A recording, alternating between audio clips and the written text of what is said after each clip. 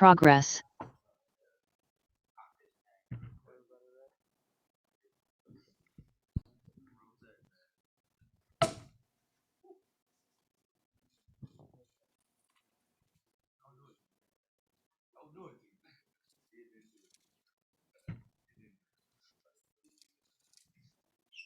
A- AJ, How y'all doing?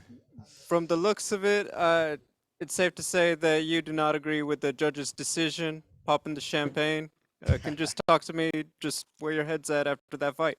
um, Back to the drawing board, man. I ain't, one setback, it ain't nothing to me. Obviously being the best in the world, knowing I'm the best in the world. I've always felt you got to beat the champ. I don't think he did that. Um, I mean, we saw the way I beat him. uh, I don't know, man. I don't know. It is what it is. My dad's always told me. He said, "Don't leave it to the judges." So at the end of the day, ball's in my court. That's my mistake, my mess up. This was the first time you went into the fourth and fifth rounds. Can you kind of talk to me about what that was like, how different it was, what the feeling was like? Um, it was fine. I knew fourth and fifth round. I wanted to definitely dominate, secure a takedown, go back to the McKee classics, and wrestle. Man, that's what we do. We master wrestling. So Hey AJ, I'm curious. There was a deep guillotine that he had you in. Were you in trouble? Were you nah, feeling? Yeah. nah, bro. I've been working on that. And if I'm ever in a choke, I told you I'm not tapping. I'm going to sleep. Awesome. So it was just really wrist control, hold the wrist, and just let his arms tire out. You see, fourth round, he came out shaking those arms. The arms was beat after that. So yeah. AJ, one of the judges scored the contest 49-46. Any thoughts on that? Where were they at? I don't know. I got my own personal opinions. I don't know, man. At the end of the day, it's back to the drawing board. Shit, I want my rematch at 55s then. What's up? Yeah. Like I've been telling you, I'm done with 45s. Unless we getting some super fights going. I've been at 45s for years and years and years, cutting a lot of weight. I don't think people like to see what goes into it. It's a lot of work, not just for myself, for my team, for my family. um, yeah, it's rough seeing me get down to 45s. Yeah. Trilogies are some of the best parts of combat sports. Is that something that you're looking for next? Sure, 55s. Why not? What's up, AJ? Faster, stronger, bigger. Yeah, I'm gonna unleash that beast, monster style, baby. What's up, AJ? Could you possibly share the message your father relayed to you following the fight? Nah, G14 classified. And if the trilogy was not to be made in that scenario, would you entertain a match with Adam Boric or Aaron Pico? Nah, I'm done with 45s. Super fights.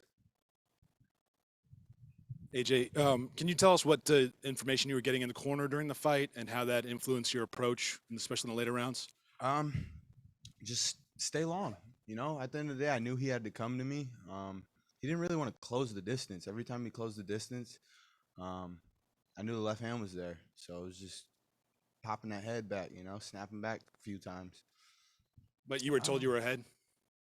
I mean, I thought I was ahead. I could have sworn I outstruck him. Definitely out wrestled him.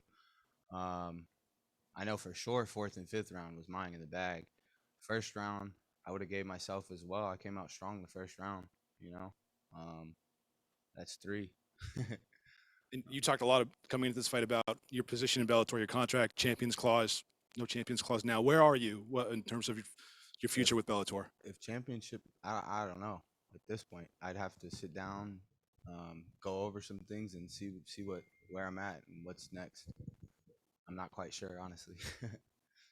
So you said you wanted to go up to 155, and I assume you would fight for the belt there. Now, the champion does happen to be his brother. So does that give you any extra confidence going into that fight, knowing that you've beaten kind of a very close stylistic mirror to the 155-pound champion? Well, the big brother's the little brother, but also the better brother. So, nah, man, it's different fight. Every fighter's different. Styles make fights. Yeah, I think there's a lot of action at 155. You got some great guys up there, great names.